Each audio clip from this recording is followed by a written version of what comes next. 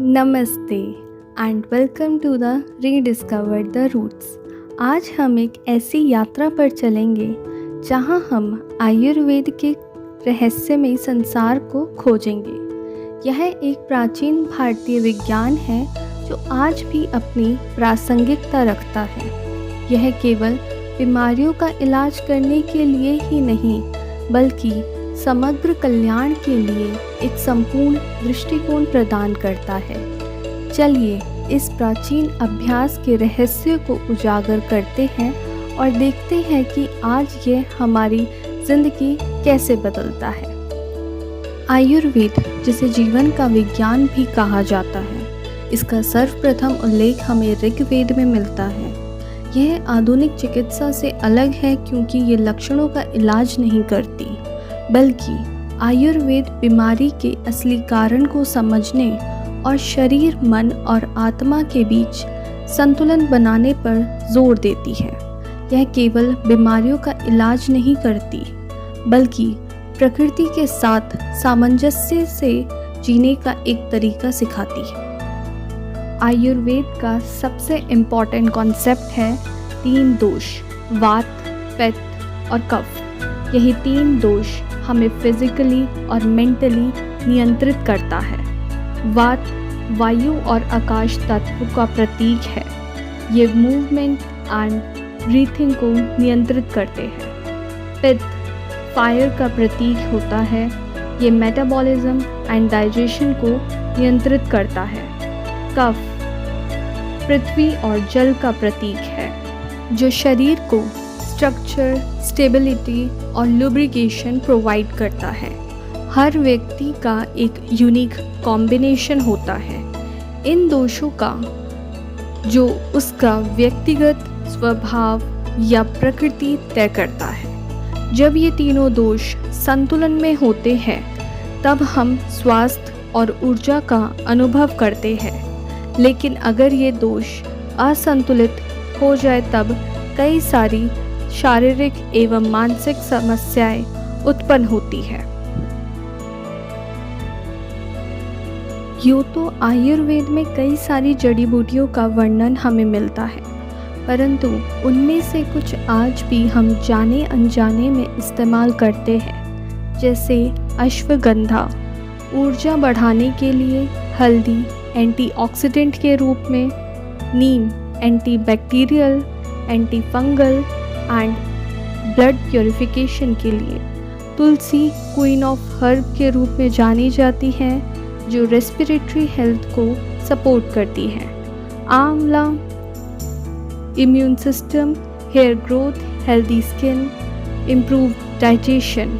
इसी प्रकार प्रत्येक जड़ी बूटियों के इतने फ़ायदे हैं कि अगर मैं आयुर्वेद की प्रत्येक जड़ी बूटियों के बारे में आप सभी को बताऊं तो कई साल निकल जाए।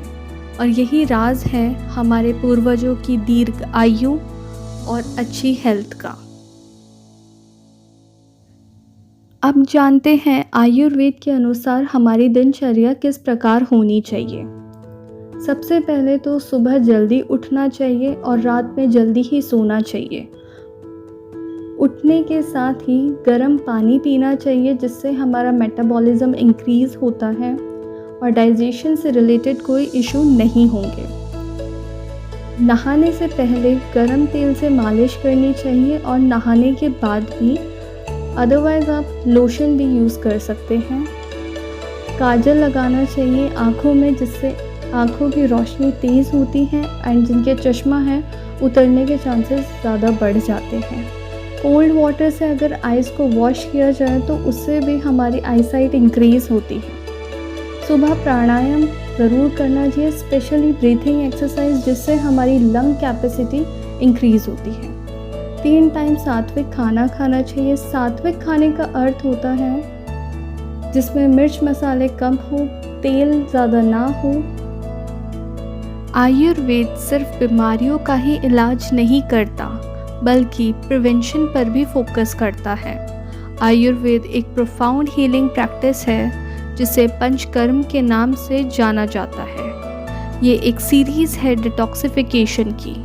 इसमें फर्स्ट है वामन, इसमें एक्सेस म्यूकस और टॉक्सिन को क्लीन किया जाता है वॉमिटिंग के थ्रू। देन सेकंड है विरेचन। इसमें इंटेस्टाइन और ब्लड को प्योरीफाई किया जाता है। थर्ड है बस्ती। ये वात दोष को बैलेंस करने और क्लोन को डिटॉक्सिफाई करने के लिए किया जाता है। फोर्थ है नस्या। ये ब्रेन इश्यूज़ को ठीक करने के लिए किया जाता है। इसमें नोज़ में ऑयल डालते हैं। देन लास्ट है रक्तमोक्षण। इसमें ब्लड को प्योरीफाई किया जाता है और स्किन को नरिश किया जाता है। आयुर्वेद हमें ये सिखाता है कि हेल्थ सिर्फ शारीरिक ही नहीं होती बल्कि मानसिक और आध्यात्मिक भी होती है। जब हम अपनी डेली रूटीन में इन एंशिएंट इंडियन टेक्निक्स को शामिल करते हैं तब हम न सिर्फ अपनी बॉडी को बल्कि अपने माइंड और सोल को भी नरिश करते हैं। ये बैलेंस हमें नेचर के साथ और खुद के साथ एक डीप और मीनिंगफुल कनेक्शन में ले जाता है। तो चलिए हम सब मिलकर अपनी जड़ों की तरफ लौटते हैं और इस एंशिएंट विजडम को अपने जीवन का हिस्सा बनाते हैं। अगर आपको ये वीडियो पसंद आए so please like, share and subscribe rediscover the roots, ताकि हम आपको और भी अमेजिंग भारतीय ज्ञान और मिस्टीरीज से अवगत कराते रहे। धन्यवाद और याद रखिएगा, हेल्थ ही सच्चा धन है।